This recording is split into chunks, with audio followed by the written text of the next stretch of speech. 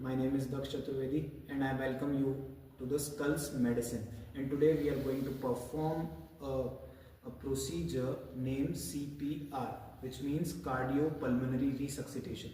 So what we have to do in cardiopulmonary resuscitation is, the resuscitation means we have to resuscitate the heart and lungs function back to its original state. And why we are saying so? Because we have found a patient who is unconscious and having difficulty in maintaining his blood supply to the vital organ of the body. That's why we have to do or perform this specific kind of procedure, which is named as CPR.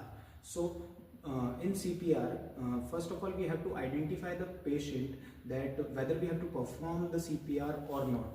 If we have to perform the CPR on a patient, then what are its indication?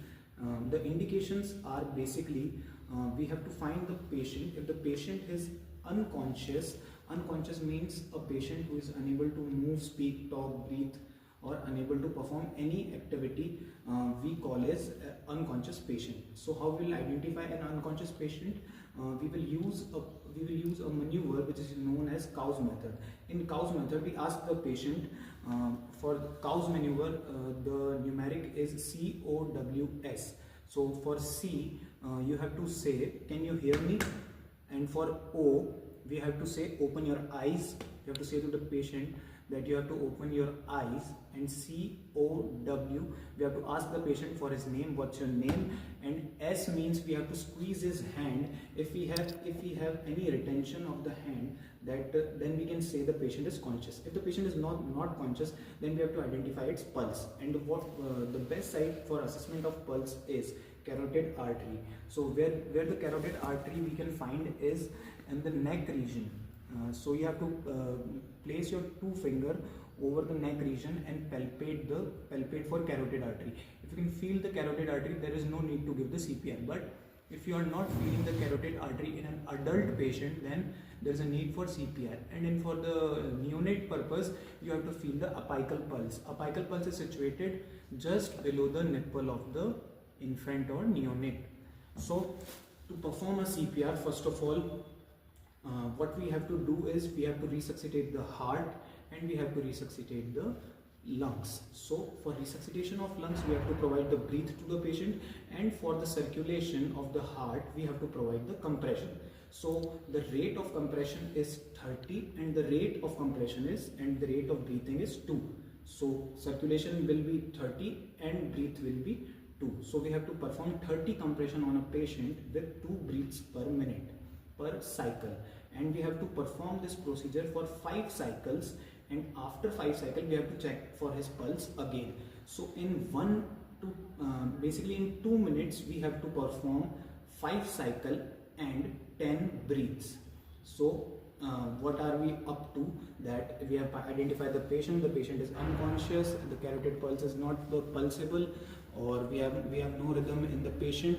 So we have a dummy here, which is a highly specialized sensitive dummy, pressure sensitized dummy, and as you can see, this dummy have 3 lights on it. First light is red light, second light is green light, and third light is yellow light.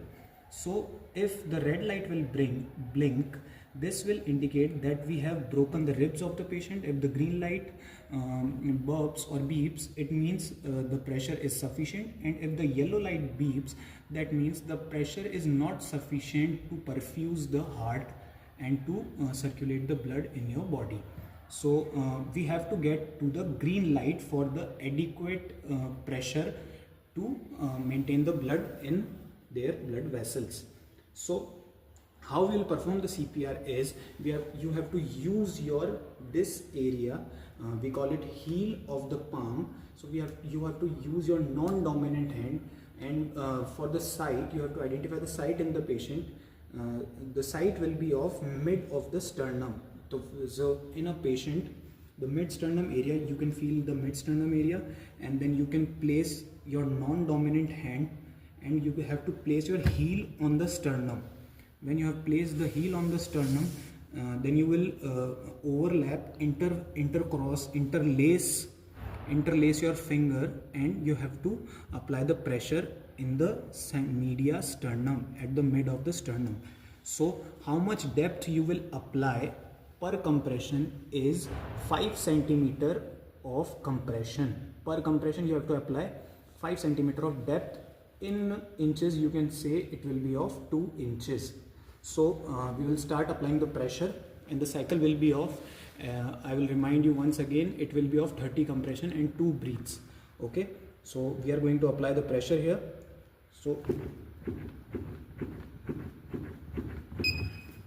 So here you can see the red light bulbed at the last. It means I have broken the ribs of the patient, but at the starting the green light indicates that the pressure was sufficient for the CPR.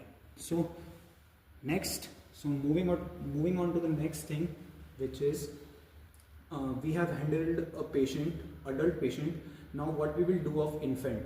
So in the case of infant, we have to apply the pressure of 2 to 2.5 centimeters.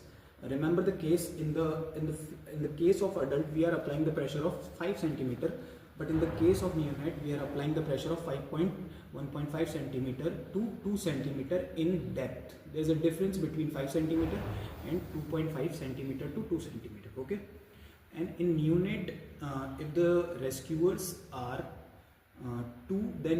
if there are 2 rescuers, then we have to use 15 compression and 2 breaths, and if there is 1 rescuer in the case of infant, then we have to use 30 compression and 2 breaths. And we have done the procedure of the compression, how to perform a compression. While performing the compression, your elbow should be straight. You have to apply the pressure from your shoulder directly to the patient.